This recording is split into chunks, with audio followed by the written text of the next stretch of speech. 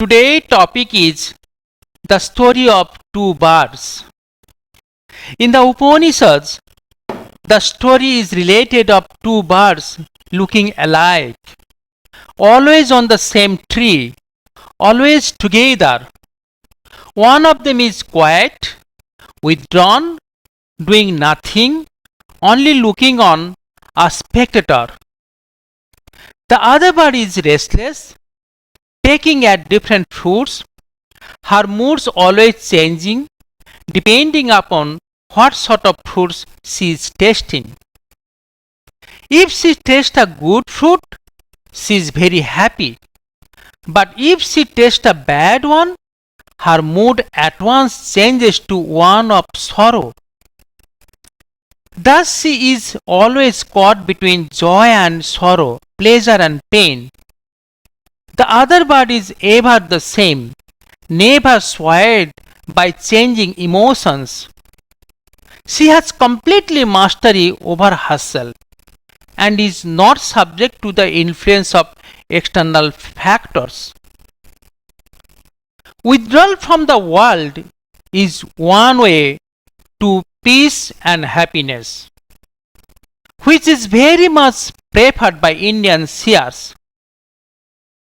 But by preaching withdrawal from the world, do they not lay themselves open to the charge of encouraging escapism?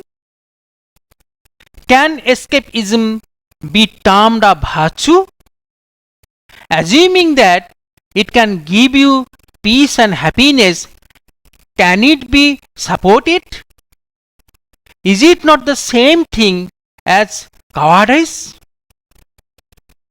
Is it not much more praiseworthy to plunge into the thick of the battle and get killed than to save oneself by running away from the battlefield? But withdrawal from the world is not escapism. It is only another name of self-control, of not being a slave to the temptations to which one is exposed in the world. Withdrawal means being in the thick of the battle, fighting one's way through it, yet not identifying oneself with it.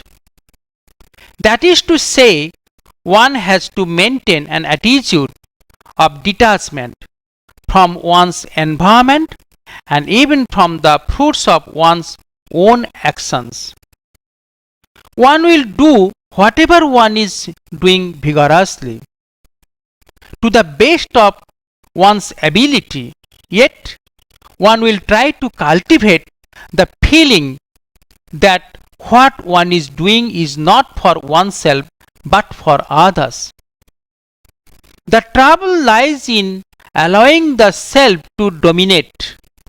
If one is working for oneself only, one is only strengthening the fetters that are already on one's feet. To work for oneself leads, according to Indian philosophy, to bondage. To work for others, to liberation. But can one work for others and yet work vigorously? Does not one lose interest in work when that work is for others? This is where Indian philosophy is very clear and emphatic. The idea of you and I is wrong. We are all one. Unity of existence is crucial to Indian philosophy.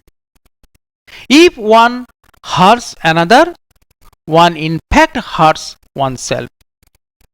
When the suggestion is made that one should withdraw from the world, the idea is that one should withdraw from this world of duality. One should refuse to see duality.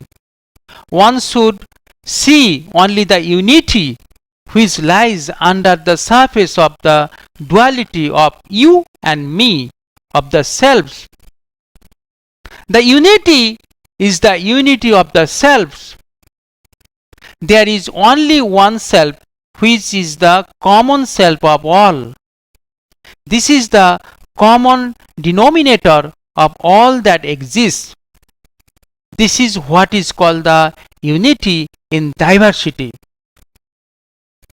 When one is firmly entranced in this sense of unity, one can take with equanimity both pleasure and pain, success and failure. As day follows night, so joy is soon followed by sorrow. But one should not be swayed by either. One should try to detach oneself from everything around oneself. The bird who has withdrawn herself from the world is not an inert object.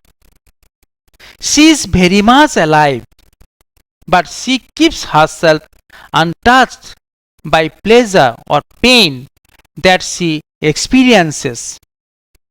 She has completely control over herself so that the tumult of her conflicting sense experiences does not affect her. Thank you all.